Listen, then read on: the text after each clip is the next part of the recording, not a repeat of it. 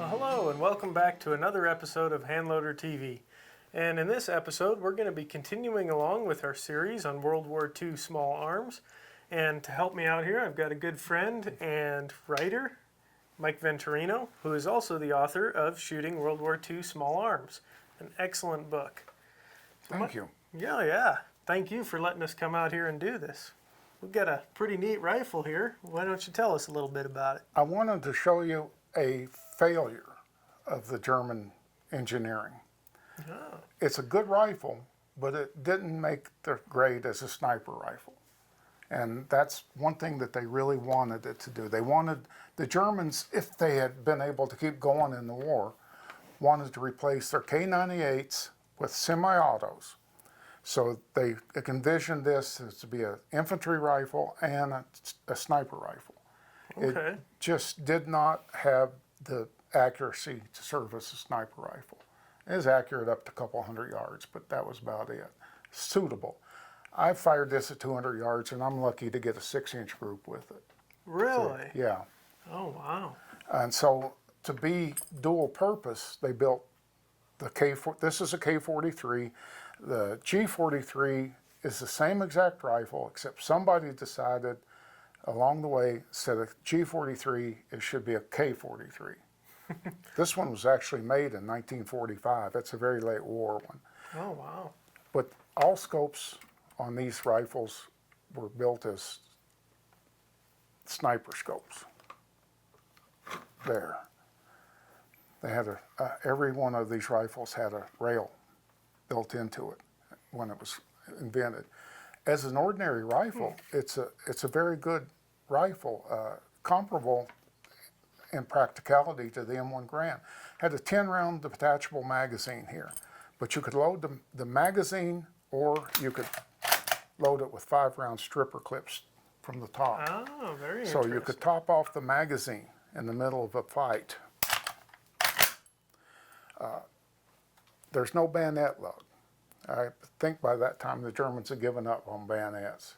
They didn't want to get any closer than they have to. Right. This was a safety. It was kind of an awkward safety, but it worked. But it just didn't cut it as a sniper rifle. Now, is it chambered in the same cartridge as the other? Yeah, it's 8x57 Mauser in American terms, 7.92 by 57 in German terms. Okay. So, when it comes to this rifle, you don't see a whole lot of these. What are some special care and considerations for this rifle? Anything in particular? Well, yeah, you'll have to keep the barrel clean, keep the gas piston clean. The gas piston on this is above the barrel, where the M1 Garand it's below the barrel. Oh. So on an M1 Garand, to clean the gas piston, you have to take the whole barreled action out of the stock. On this, you can clean it right here. You just have to take that piece off. By the way, this is not wood here on top. That's called Durofoil, and it's a synthetic material and only used by this one German factory. Really? Yeah. Very interesting. So I was also looking at this rifle, and I noticed we've got a little brass plate back There's here. one down here too. Oh, look at that. And the reason that happened, you can see it was cut Uh-huh. on both sides. It was cut. Well, after the war was over, the Army would actually furnish cardboard boxes for people to send their souvenir rifles home. See, but a lot of them disappeared on the way. You know, some postal employees thought that would be a good thing to take home with them. They could recognize it was a rifle box. Oh, wow. So GIs who really wanted to get them home would cut the stocks so that they would fit in their duffel bag. And that way they carried it home on their back. Then when they got home, they made repairs. Somebody did this, put brass strips in there so that the stock was solid. And it is. It shoots good. I've had it for about 10 years now. Wow. That's really neat. American ingenuity. Yeah. And it's pretty neat that you kind of get a history behind the gun knowing that, you know, some American GI took this home in his duffel bag. That's how much it meant to him. And I don't shoot this one too much. This was, like I said, this was made in 1945. And the parts were getting pretty fragile then. Germany was in extreme duress. And you can buy a kit to close off the gas port. Very simple. You just use a little wrench and close off the gas port. So right now I've got this one shut down. So to shoot it, I have to work it as a single shot. So okay, because I can put another one of the plugs in the piston and make it right back to normal. But I'm trying. I had a gunsmith friend take us apart. Every number in it matched. Oh, wow. And so I don't want to break any of those parts. Yeah, absolutely. Yeah. Especially a piece of history like this. That's right.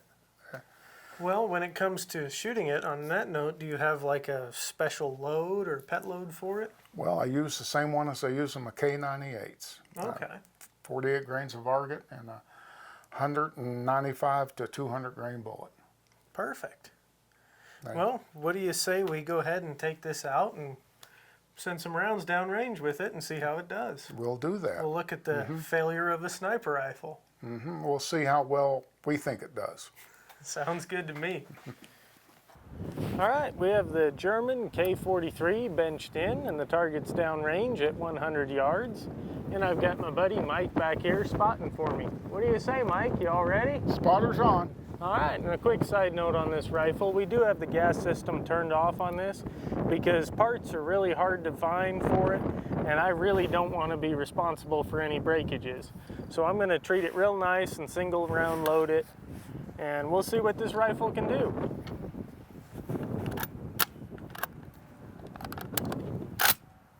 Here we go.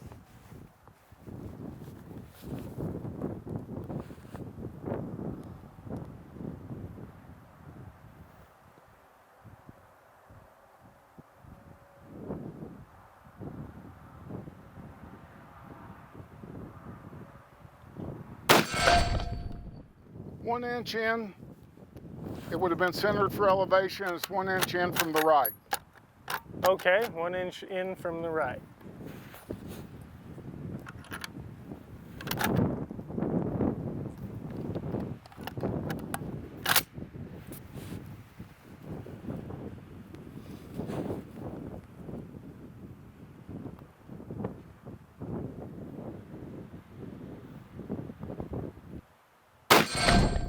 One inch away from the first shot. Okay.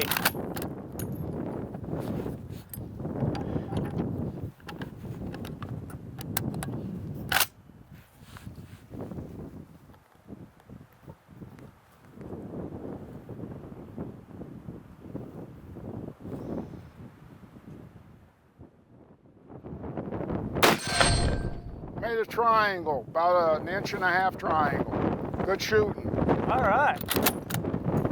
Not too shabby for the K43.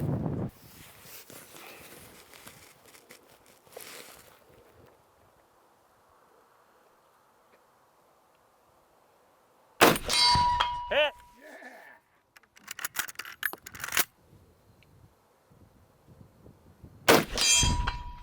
Hit. Headshot. I'm done. Nice shooting, Mike. Nice shooting. So we're back from the range now after shooting a ton of different military World War II sniper rifles. And we've just got our favorites here on the table because we can't fit all of the rifles that we shot. And we thought we'd go ahead and wait until we shot each one of the rifles, and then we'd talk about all of them kind of individually. And we picked out a few favorites of ours. So where do you want to start, Mike? Well, I got to apologize about the Japanese rifle. In their introduction, I was pretty mean to it. But when we sighted it in, and I was working with that, and I started using the tick marks in the scope and remembering where they were, I started hitting well with that. I'm proud of it. I would be too. And here's a really interesting thing that really surprised me. I was trying to shoot this rifle. I could not hit anything with it. And then Mike would go, oh, let me see. And he'd get behind it and he'd shoot and hit. He was the one who hit all those watermelons at 200 plus yards. And you blew them to pieces. Well, it took me a couple of shots to get on them. But once I got the tick mark that I needed, then hit, and boy, it blew them up, didn't it? It did. It did a great job. I was proud of that. I guess you know, which one of these rifles I'm going to be reloading for next. I'm going to have to take a guess and say it's this Japanese rifle. That's right. Now, my personal favorite, it's kind of tough, because I did like the British rifle a whole lot. But I have to admit, that 1903A4, I hit that watermelon, the bullet punched clean through it, and it barely moved, didn't blow up, or wasn't anything exciting to watch. But I hit that the first shot, and that really impressed me. Then with the British rifle, I was cutting it up into bite-sized chunks, I guess you could say. Well, he was slicing the end off the watermelon. I thought, just hit it in the center, make it easy. One thing I got to say is the American, the British, they have scopes on them that you have a dial for windage, you have a dial for elevation, or elevation, windage, and you can zero them in right now. The Japanese scope's got no adjustment whatsoever. You better learn how to use those tick marks if you expect to ever hit anything. The German rifle has elevation, but the windage is in the mount, so you've got to worry about two different things, and you've got to have tools to fix the elevation. The Soviet guns, pretty good. They also have scopes that you can use the different mounts on, or excuse me, the different dials. But their trigger pulls are so bad. I will painfully attest to that. I mean, that Mosin rifle you have with the scope on it, my goodness, I could have got a cup of coffee and come back and that trigger still wouldn't have broke. I mean, it was atrocious. Yeah. But that said, it was an accurate rifle. If you can master the trigger on it. Yeah. Yeah, if you just take your time, hold center, and keep those crosshairs there all while you're squeezing, it can be a pretty accurate and deadly rifle for sure. And then the Soviet SVT-40 was pretty impressive too. And you were saying they issued that to a lot of women, and after shooting it, the trigger I think was actually better than the Mosin. By not much better, but it was better. Not saying much, but a little bit. So I wouldn't have a problem taking that rifle over the Mosin any day, honestly. And I've got 10 rounds and it's semi-automatic. It's a good rifle. It is. It's a really good rifle. And then we had the German semi-automatic, which was a K43. K43, and it's a loser. I don't know what it was with that scope, but it was hard to get it to hit anything. And the Germans did make it up as a sniper rifle and then had to admit that it was a poor excuse for a sniper rifle. Really? Now that's pretty interesting. If they themselves admitted it's pretty poor. Yeah, we had a real hard time with that one. It took a lot of rounds to get on target and get that thing zeroed and working right. That's right. But we eventually got some hits with it. It worked. It required too much time and effort. Yeah, I'd agree with you there, for sure. Let's see, that covers the British, the American. Did we leave anything out? Two Soviet, we used those. K43. Oh, the Mauser, yeah. The Mauser is a really accurate rifle. But again, as I mentioned, you have to change the windage in the mount. The scopes are only elevation adjustable. And that's a problem sometimes. You have to have tools to change your windage. Yeah, yeah. And now you were using a really neat tool, that Wyoming sight drifter, to drift the base over. That's right. I forgot about that. That's so easy to use. You just pull the end, spring load it, go whack, and it'll move the sight for you. And that's the first time I ever seen one of those used. And so if you have one of those old Mausers with those bases like that, that's a must-have. Check that tool out. It was really neat to watch Mike get that rifle zeroed. And then I got to shoot a watermelon with it, and it was a little bit high, but I think I hit it in 3 shots with your good spotting. Thank you. So that was a lot of fun. Again, we'll have videos on all of these rifles. Be sure to check those out. But we barely scratched the surface here. If you want to learn more about these rifles, the loads Mike has worked up, which we've been shooting this whole time. Feel bad. We probably went through a lot of your hand loads. It was fun. It was fun. It was a lot of fun. But if you want to learn more, be sure to check out his book, Shooting World War II Small Arms. It is filled with information on all these rifles and so much more. and be sure to look for the other videos continuing on in this series. With that said, I want to give a special thanks to Mike for opening up his collection, his private range, and the shooting shack so we could do this. So thank you so much, Mike. I appreciate it. I'm glad you're here. It's good to be here. I'd also offer a special thanks to Ted Tompkins. He was our official gopher. I like that title. That was a good title. He ran around, spray painted the targets for us, got us lunch. He was just a great help, wrangling the rifles, going back and forth to the range. So special thanks to Ted Tompkins. Also a special thanks to Chris Downs, who does all the photography and film work here. He does a great job getting you those good angles so you can watch those watermelons explode. And then special thanks to Don Polachek, owner of Wolf Publishing Company, making this all possible.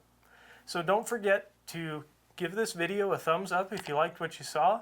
Don't forget to subscribe and hit the bell icon so you're notified when the next video comes out. And then, as always, if you have any questions or comments, be sure to leave them in the comments section below.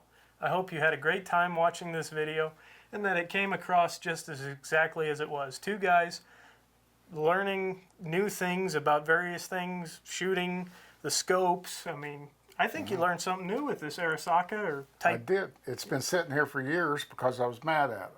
I'm not mad at it anymore. Now it's your favorite. Sort of. So, I Yeah. mean, it was just so much fun to learn these things and to get to shoot these old rifles. So, we'll catch you guys in the next episode.